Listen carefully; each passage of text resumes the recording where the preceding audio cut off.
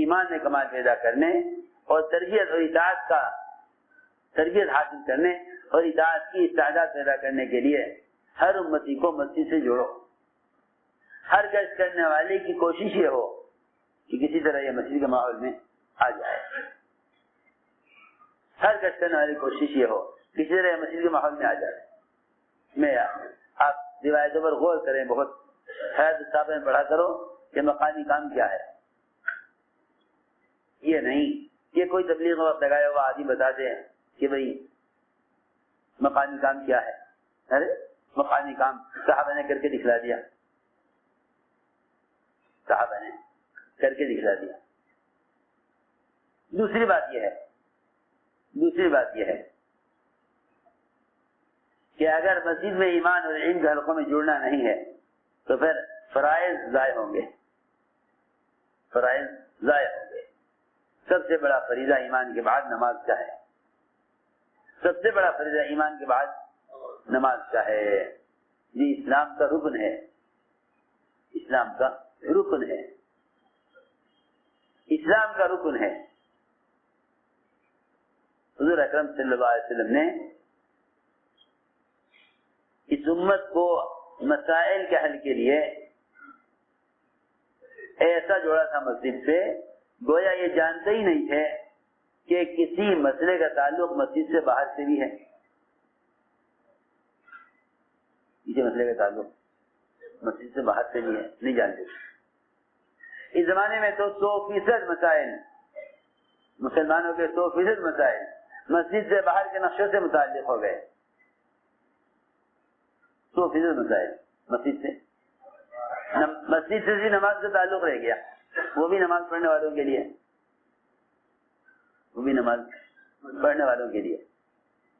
ورنہ سارے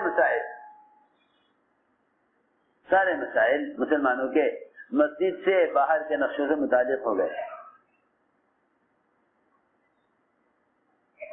یہ مسئلہ وزیر مالیہ سے متعلق ہے, یہ مسئلہ وزیر خوراک سے متعلق ہے, یہ مسئلہ وزیر داخلہ سے متعلق, یہ مسئلہ وزیر خارجہ سے متعلق, یہ مسئلہ وزیر تعلیمات سے متعلق. سارے مسجد سے باہر شعبے بنے ہوئے ہیں.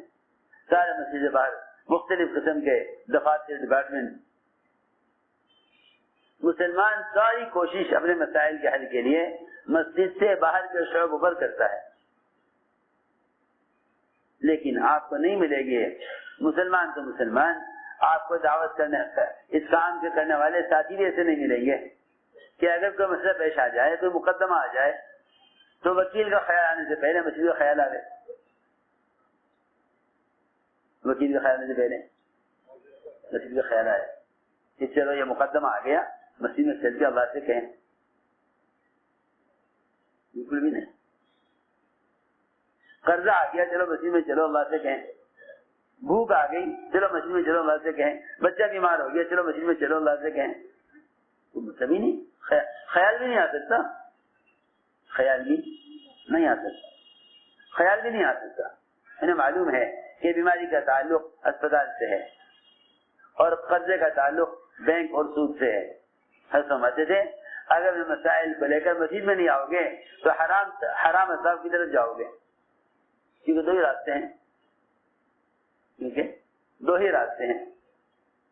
یہ تو مسائل کو لے کر اللہ کی طرف آؤ تو حکم کی طرف آؤ گے, اور مسائل کو لے کر اللہ کے غیر کی طرف جاؤ گے تو حرام کی طرف جاؤ گے. اس لیے حضور اکرم صلی اللہ علیہ وسلم نے اپنے عمل سے بھی اور صحابہ کے عمل سے بھی یہ بات ثابت کر دی اور امت کو قیامت کے لیے بتا دیا کہ تمہارے مسائل کا حل کا تعلق مسجد سے ہے. مسائل کا حل کا تعلق مسجد سے ہے. تمہارے مسائل کا حل کا تعلق مسجد سے ہے. تمہیں جو بھی حال آئے تم اس حال کو لے کر مسجد میں آؤ, حال کو لے کر مسجد میں آؤ. اب تو مسلمانوں میں اس کا بالکل بھی معمول نہیں ہے. دو قسم کے حالات ہیں مسلمانوں پر. کچھ حالات ان کے معاشی ہیں, کچھ حالات ان کے معاشی حالات ہیں. اس میں کوئی بھی دقت پیش آتی ہے تو سب سے پہلے یہ اپنے معاشی حالات کو حکام سے جوڑتے ہیں، حالانکہ حکام سے مسلمانوں کے حالات کا کوئی تعلق نہیں ہے، حکام سے مسلمانوں کے حالات کا، میری بات بہت جا کے سننی پڑے گی بھائی، مسلمانوں کے حالات کا حکام سے کوئی تعلق نہیں ہے، یہ تو شیطان نے دل میں یہ بات بٹھا دی مسلمانوں کے کہ تمہارے مسائل حکام سے متعلق ہیں، تاکہ یہ اللہ کے احکام کو چھوڑ کر اپنے مسائل حکام کے بعد لے کر جائیں۔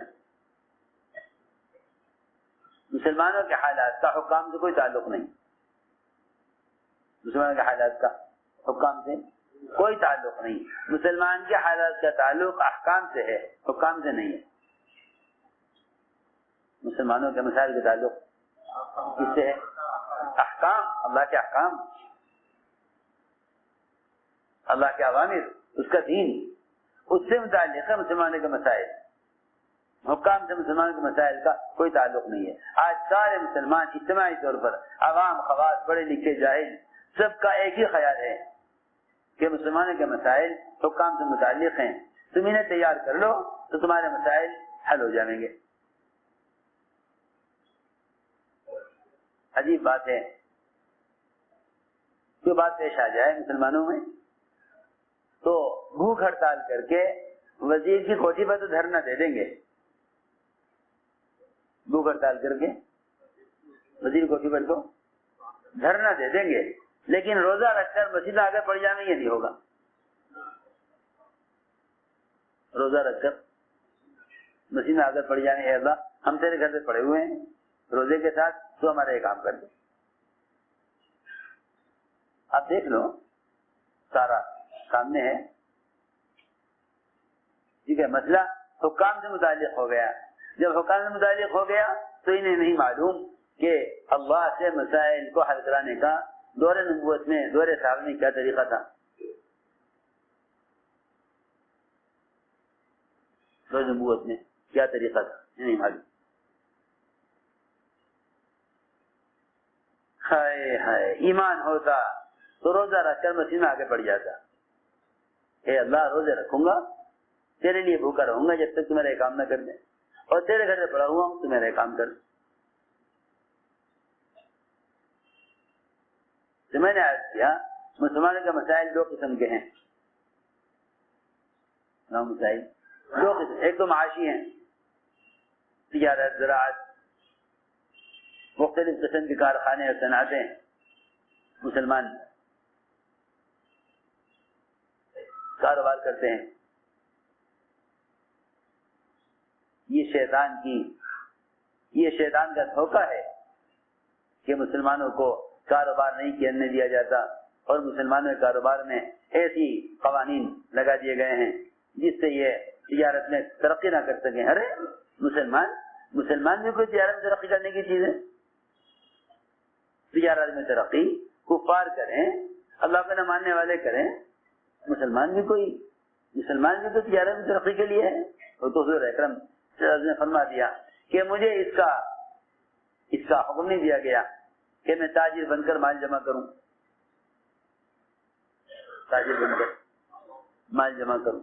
مجھے اس کا حکم نہیں دیا گیا، مجھے اس کی وحی نہیں کی گئی کہ میں تاجر بن کر مال جمع کروں، مجھے تو اس کا حکم دیا گیا ہے کہ میں اپنے رب کی عبادت کروں، مجھے اس کا حکم نہیں دیا گیا کہ میں تاجر بن کر مال اکٹھا کروں۔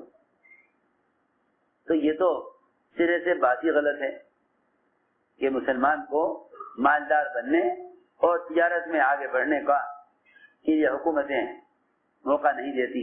ارے یہ تمہارا راستہ ہی نہیں تھا، یہ تمہارا راستہ ہی نہیں تھا، تم خام سے جھگڑ رہے، تم خام خواہ حکومت کو الزام دے رہے کہ ہمیں تجارت نہیں کرنے دے رہے، تمہیں تو صحیح حدیث ہے، سنو غور سے، یہ فرمایا حضور اکرم صلی اللہ علیہ وسلم نے، صحیح روایت ہے کہ جو آدمی مالدار بننے کے لیے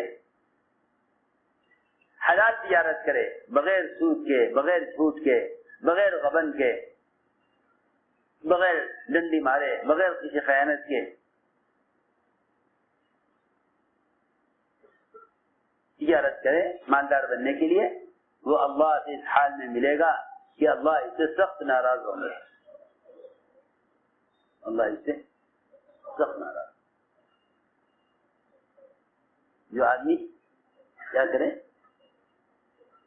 حلال کمائے، جو آدمی حلال کمائے بغیر سود کے، بغیر جھوٹ کے، بغیر غبن کے، بغیر کسی جو ہے دھوکے اور خیانت کے، اس لیے کمائے مالدار بننے کے لیے، اپنے مال کو بڑھانے کے لیے، مکاثرن روایت میں ہے، یا مالدار کہلائے جانے کے لیے کہ بھائی ہم بھی مالداروں کی فہرست میں آویں۔ تو فرمایا کہ حلال کما کر بھی اللہ سے اس حال میں ملے گا قیامت میں کہ اللہ اس سے سخت ناراض ہوں گے،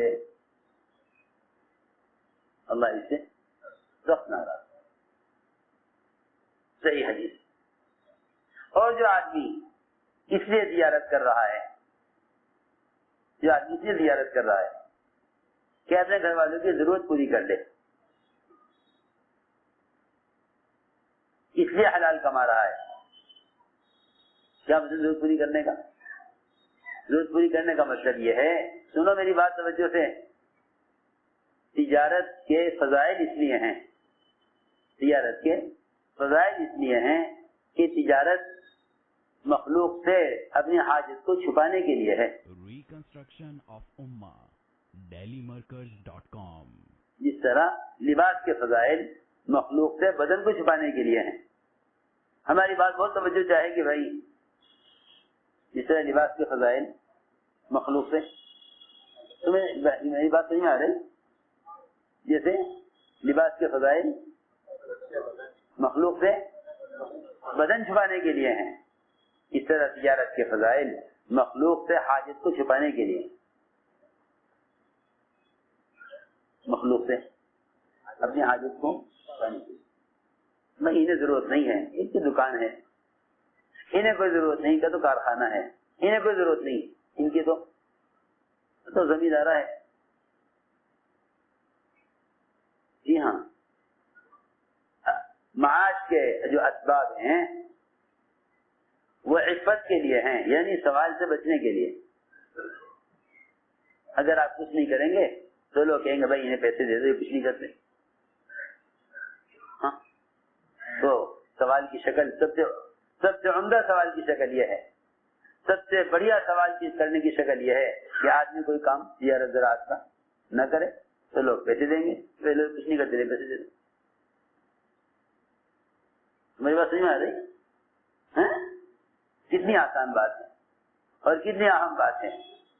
یہ تجارت مالدار بننے کے لیے نہیں تھی، تجارت تو اپنے سوال کو، اپنے حاجت کو مخلوق سے چھپانے کے لیے، اپنی حالت کو مخلوق سے چھپانے کے لیے۔ اسی لیے فرمایا حدیث میں کہ جو اپنی حاجت کو مخلوق سے چھپا لیتا ہے اللہ اس کو غنی کر دیتے ہیں، اللہ اس کو غنی کر دیتے۔ اس لیے فرمایا حدیث میں کہ جو آدمی اپنے گھر والوں کی ضرورت کے لیے حلال مال کماتا ہے وہ اللہ سے اس حال میں ملے گا کہ اس کا چہرہ چاند چودھری رات کے چاند کی طرح چمک رہا ہوگا۔ یہ فرمایا پڑھی حدیث کہاں پڑھی؟ منتخب حدیث میں روایت ہے، منتخب میں روایت نے نقل کی کہ جو آدمی مالدار بننے کے لیے کمائے، مالداروں کی فہرست میں آنے کے لیے کمائے، تو میں ساری بات اس پر عرض کر رہا تھا کہ اس زمانے میں لوگوں نے اپنے مسائل کو مسجد سے متعلق نہیں، وہ سمجھتے ہیں کہ مسجد کا تعلق تو نماز سے عبادت سے ہے،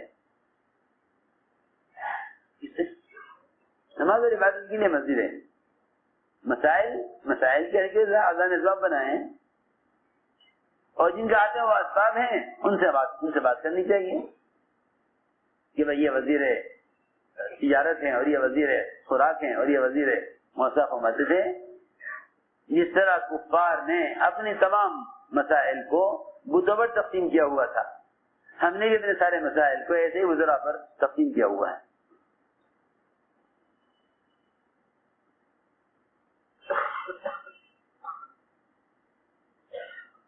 چنانچہ میں نے عرض کی ایک بات کہ دو قسم کے مسائل ہیں مسلمانوں کے، کیا سارے انسانوں کے لیے.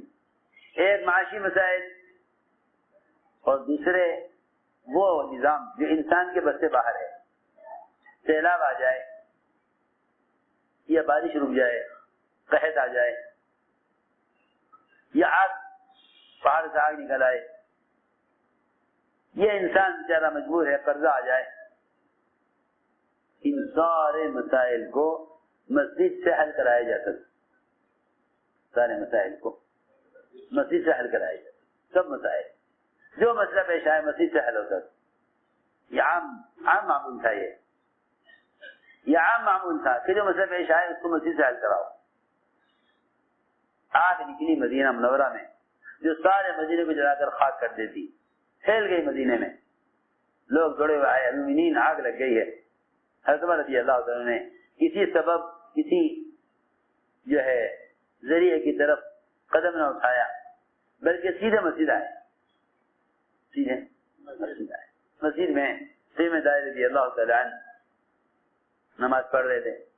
فرمایا تمیم یہ آگ نکلی ہے، اس کو آگ کو سمیٹ کر پہاڑ میں داخل کر کے آؤ. یہ تو ایک چنگاری ہے، کوئی مشکل کام نہیں ہے اس کو پہاڑ میں داخل کرنا، لیکن میں یہ کام نہیں کروں گا، کسی اور سے کرا لیجیے. اس لیے کہ صحابہ کرام ایسی چیزیں بچنا چاہتے تھے جس سے ان کو کوئی شہرت مل جائے. لوگ کہیں اچھا جی یہ ہیں وہ صاحب جنہوں نے یہ کیا تھا. چلا گیا میں نہیں کروں گا. لوگ خامخواہ مجھے بزرگ سمجھیں گے اور میری سمجھیں گے ان سے بڑی کرامت ظاہر ہوئی ہے، میں نہیں کرتا، کسی اور سے کرا. کوئی مشکل کام نہیں ہے، کوئی بھی کر دے گا. کوئی بھی کر دے گا. اسے کیا مشکل کام ہے؟ چنگاری ہے، ایک چنگاری ہے. اسی چنگاری کو پہاڑ میں داخل کرنا کیا مشکل ہے؟ حالانکہ اکثر مدینہ اس آگ کے گھیرے میں آ گیا تھا. حضرت نے فرمایا نہیں، تمہیں یہ کام کرنا ہے. کیا وجہ تھی؟ بڑے بڑے صحابہ موجود، مہاجرین موجود. سن 9 ہجری کا مسلمان جو آپ صلی اللہ علیہ وسلم کی نبوت کے آخری زمانے میں اسلام میں داخل ہوئے.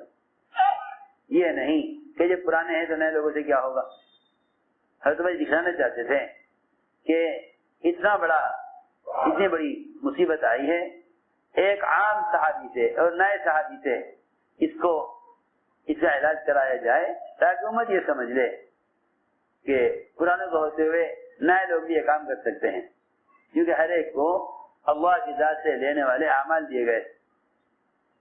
یہ نہیں کہ یہ پرانے صحابی ہیں، ان کا تعلق اللہ سے زیادہ ہے، یہ نئے ہیں، یہ وہ کام نہیں کر سکتے، پرانے کر سکتے ہیں. حضرت ہمارا کہیں تمہیں کام تمہیں کرنا ہے، جاؤ یہ کام تمہیں کرنا ہے.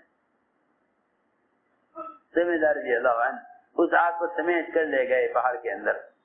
میں عرض کر رہا تھا جو بھی مسئلہ آتا تھا اس کے لیے قدم اٹھایا جاتا تھا مسیح کی طرف. بارش بند ہو گئی.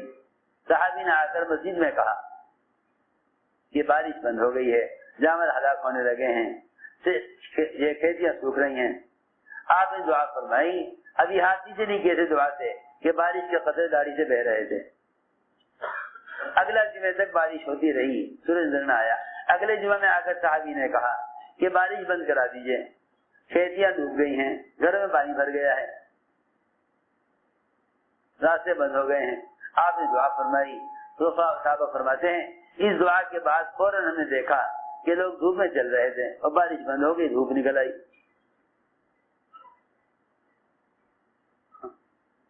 اب اس زمانے میں تمہاری مسجد کی جماعت بھی نہیں ملے گی کہ کوئی مسئلہ پیش آ جائے تو کہ بھائی چلو مسجد میں چلو اللہ سے کہیں. بلکہ اگر نماز کے علاوہ کوئی مسجد میں مل بھی جاوے تو حیرت سے پوچھتے نماز کے وقت تو تھا نہیں تو مسجد میں کیا کر رہے تھے؟ نماز کے وقت مسجد میں کیا کر رہے تھے؟ یعنی آپ اندازہ کریں کہ وہ محمد صلی اللہ علیہ وسلم جن کے لیے آسمان سے کھانا تیار اترتا تھا، فرمایا کہ روزے رکھنے میں میری حفظ نہ کرنا، میرا جو ہے میری اقتدا نہ کرنا. کیوں؟ اس لیے کہ میرا رب مجھے کھلاتا ہے پلاتا ہے. آپ نے امت کو اللہ سے لینے کے لیے مسجد میں محتاج ہو کر آنے کی تعلیم دینے کے واسطے 4 مرتبہ 3 مرتبہ آپ مسجد میں آئے اور نماز پڑھی اور کھانا مانگا اللہ سے. ہر مرتبہ گھر میں جا کر پوچھا کھانا آیا کہ نہیں آیا، کھانا آیا کہ نہیں آیا. پھر مسجد آئے، پھر مانگا، پھر آئے، پھر پوچھا، پھر نہیں آیا، پھر مسجد آئے، پھر آ کر مانگا. 3 مرتبہ آپ نے یہی عمل کیا اپنی امت کو اللہ سے لینے کے رخ پر ڈالنے کے لیے، اپنی امت کو اللہ سے لینے کے رخ پر ڈالنے کے لیے، اپنی امت کو اللہ سے لینے کے رخ پر ڈالنے کے لیے. قرضہ آ گیا صحابی پر، مسجد میں آ کر بیٹھے، پوچھا اے ابو ماما مسجد میں کیوں اس وقت؟ عرض کیا کہ اتنا قرضہ ہے کہ میں اس قرضے کی ادائیگی سے تنگ آ گیا. فرمایا ہم تمہیں اس دعا نہ سکھلا دیں، یمن کے پہاڑ کے برابر قرضہ تو اللہ ادا کرا دیں. میں نے عرض کیا کہ مسائل کے حل کا تعلق اصل مسجد سے ہے، اسی لیے عبداللہ بن مسعود فرماتے تھے رضی اللہ تعالیٰ عنہ کہ اپنی حاجتوں کو فرض نماز کے لیے مؤخر کرو. اور ظاہر بات ہے کہ فرض نماز مسجد میں ادا کی جائے گی، فرض نماز مسجد میں ادا کی جائے گی. معلوم ہوا کہ اپنی حاجت کو لے کر مسجد میں آؤ. یہ فرماتے ہیں عبداللہ بن مسعود رضی اللہ تعالیٰ عنہ احملوا حوائجکم علی المکتوبہ، کہ اپنی حاجت کو فرض نماز کے لیے مؤخر کرو، اپنی حاجت کو فرض نماز کے لیے مؤخر کرو. تو میرے دوستو عزیزو، ایک بات ہو گئی کہ ایمان میں کمال پیدا کرنا ہو تو مسجد میں ایمان کے حلقے، مسائل کو حل کرانا ہو تو اپنے مسائل کو لے کر مسجد میں آؤ. تربیت چاہتے ہو تو مسجد میں فرشتوں کے فلو کے ماحول میں رہو، اور نماز ہو جائے تو علم کے کسی حلقے میں بیٹھ کر علمی استفادہ کرو. یہ ہے دور صحابہ میں دعوت کی محنت کا. اس لیے کہ اجتماعی ماحول قائم کیا جائے، اجتماعی ماحول قائم کیا جائے. اجتماعی ماحول مسجد میں ہوگا. دیکھو یہ نقل و حرکت اور یہ محنت بھلائی کا حکم کرنے برائی سے روکنے کی عملی شکل ہے. اس زمانے میں تو لوگ سمجھتے ہیں کہ معروفات لکھ دیے جائیں کتابوں میں اور منکرات لکھ کر تقسیم کر دیے جائیں، اس سے لوگ بھلائی پر آ جائیں گے اور برائی کو چھوڑ دیں گے. یہ دور نبوت کا طریقہ ہرگز نہیں ہے. آپ دیکھ لیں ذرا صحابہ کی سیر دکھا کر کہیں اوامر نواہی لکھے ہوئے نہیں ملیں گے، اوامر نواہی لکھے ہوئے کہیں نہ ملیں گے، اوامر نواہی کہیں لکھے ہوئے نہیں ملیں گے. قرآن بھی جمع کیا گیا دور نبوت کے بعد، دور صدیقی میں. اس سے پہلے سارا قرآن ایک جگہ لکھا ہوا بھی نہیں تھا. قرآن بھی بعد میں لکھا گیا. بھلائی کا حکم کرنے برائی سے روکنے کا طریقہ یہ نہیں تھا کہ آپ منکرات لکھ کر دے دیں یہ ہیں، معروفات لکھ کر دے دیں کہ یہ ہیں، بلکہ منکر سے روکنے کے لیے اور معروفات پر لانے کے لیے طریقہ یہ تھا کہ ان کو دعوت دے کر منکر کے ماحول سے نکال کر معروفات کے ماحول میں لے آؤ. بھلائی کا حکم کرنے برائی سے روکنے کا طریقہ یہ تھا.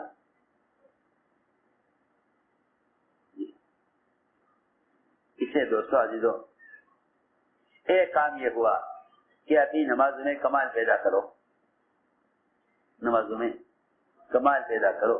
مجھے ایسا فرماتے تھے میرے کام کے 2 بنیادی مقصد ہیں کہ ایمان اور عبادات میں کمال پیدا ہو دعوت سے، ایمان اور عبادات میں کمال پیدا ہو.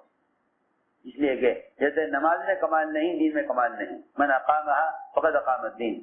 نماز میں اگر کمال نہیں، یوں فرمایا کہ نماز سے بڑھ کر اللہ کے قرب کا اور کوئی ذریعہ نہیں، اور نماز سے بڑھ کر اللہ سے دور کرنے کا بھی کوئی ذریعہ نہیں. اگر نماز کو سنوارا جائے تو اس سے زیادہ اللہ کے قرب کا کوئی ذریعہ نہیں، اور اسے بگاڑا جائے تو اس سے زیادہ اللہ سے دور کرنے کا بھی کوئی ذریعہ نہیں۔ اپنی نمازوں میں کمال پیدا کرو، نمازوں میں کمال پیدا کرو،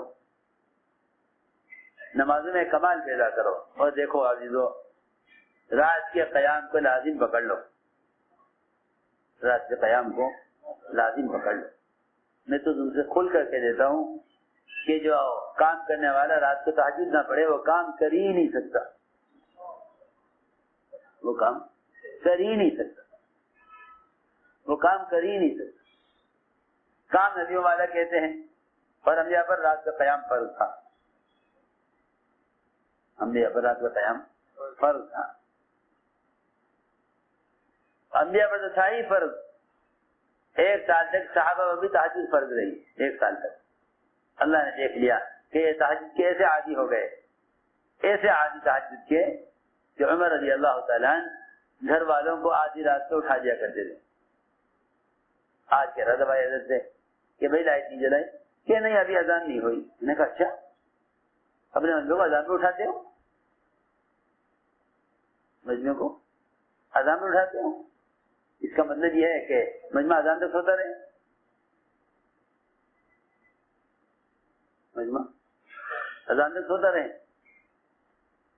اور اگر رات کا قیام نہیں تو آپ دعوت کی بات کر ہی نہیں سکتے، سیدھی بات۔ اس لیے کہ دعوت کی بات کو واضح کرنے والا اور سب سے زیادہ نفس کو کچلنے والا، ہمارے کام میں جتنے مشکلات ہیں وہ سب نفس کے تقاضے سے ہیں، جتنے فتنے ہیں سب نفس کا تقاضا ہے، ہر ایک کو نفس کا تقاضا ہے۔ جتنے فتنے ہیں نفس کے تقاضے سے ہیں، اور نفس کا تقاضا ختم نہ ہوگا جب تک نفس کو کچلا نہیں جائے گا۔ آپ جانتے ہیں کہ سانپ کے زہر سے بچ نہیں سکتے جب تک اس کا منہ کچل نہ دیا جائے، سانپ کے زہر سے بچ نہیں سکتے آپ جب تک اس کا منہ کچل نہ دیں۔ سنو، اسی لیے فرمایا کہ تہجد یہ نفس کو سب سے زیادہ کچلنے والا ہے۔ نفل ہے، پڑھو ثواب، نہ پڑھو تو کوئی بات نہیں، یہ خیال ہے ساتھیوں کا۔ حالانکہ جو رات کا قیام نہ کرے وہ دن میں کام کر ہی نہیں سکتا۔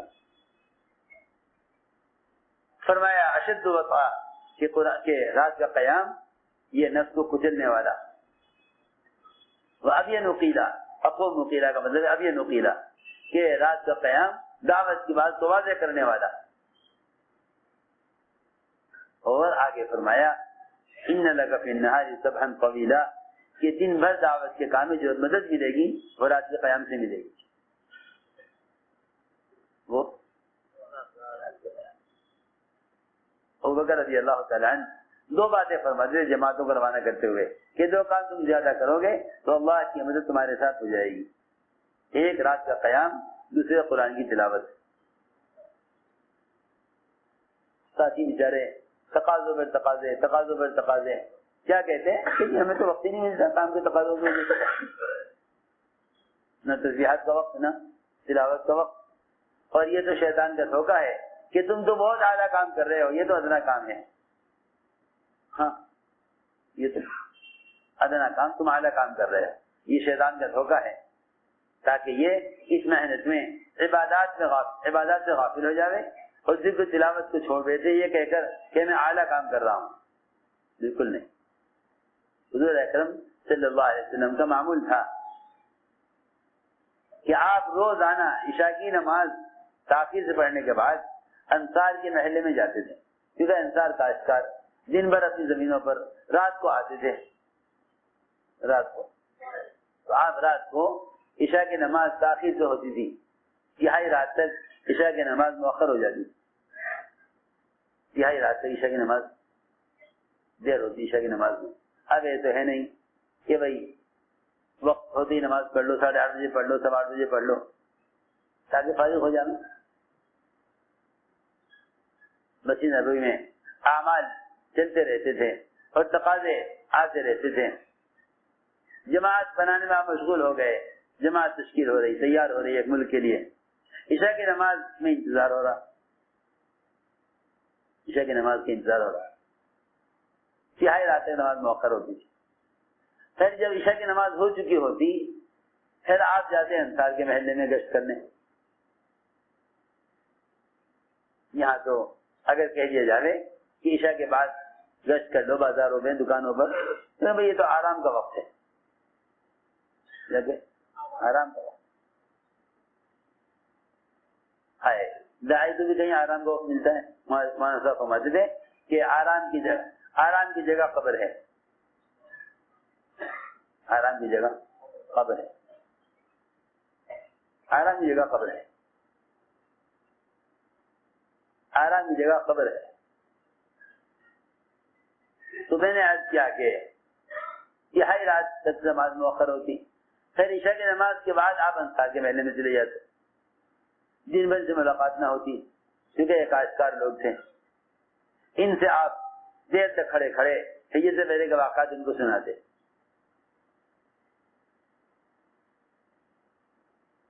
ایک دن آپ کو اور تاخیر ہو گئی جانے میں, اور بھی تاخیر ہو گئی. آپ تشریف لے گئے. انصار نے کہا آج تو آپ نے آنے میں اور دیر کر دی, کیا بات ہوئی؟ فرمایا کہ میرے قرآن کی تلاوت کا کچھ پڑھنا باقی رہ گیا تھا, میرا دل نہ چاہا کہ اس کو پورا کیے بغیر آؤں, اس کو پورا کیے بغیر آؤں, اسے پڑھ کر آیا ہوں. یہ میں نے عرض کیا کہ آپ صلی اللہ علیہ وسلم تھکے ہوئے ہوتے, بیمار ہوتے, لیکن رات کا قیام نہیں چھوڑتے تھے. آپ کی چہرے پر بیماری کے آثار دیکھے صحابی نے کہا آپ کو بیمار لگ رہے ہیں چہرے سے. فرمایا میں نے اس بیماری کے ساتھ رات لمبی 7 سورتیں پڑھی ہیں قرآن کی, 7 سور پڑھی ہیں آپ نے بیماری کے ساتھ. بھوک ہوتی تو آپ تہجد بیٹھ کر پڑھ لیتے, لیکن تہجد نہ چھوڑ دیتے. میرے دوستو اس لیے میں عرض کر رہا کہ رات کے قیام کا اہتمام کرو, رات کے قیام کا اہتمام کرو. اس سے دن بھر دعوت کے کام میں اللہ کی مدد ساتھ رہے گی, اور دن بھر دعوت کے کام میں اللہ تعالیٰ کی طرف سے صحیح باتیں الہام کی جائیں گی. اس لیے نوافل کا اپنے آپ کو عادی بناؤ. اور بات یہی ہے کہ جب تک ہر عمل کی فضیلت اور اس پر اللہ کے وعدے کا یقین نہ ہو اس وقت تک آدمی اس عمل کی اہمیت کو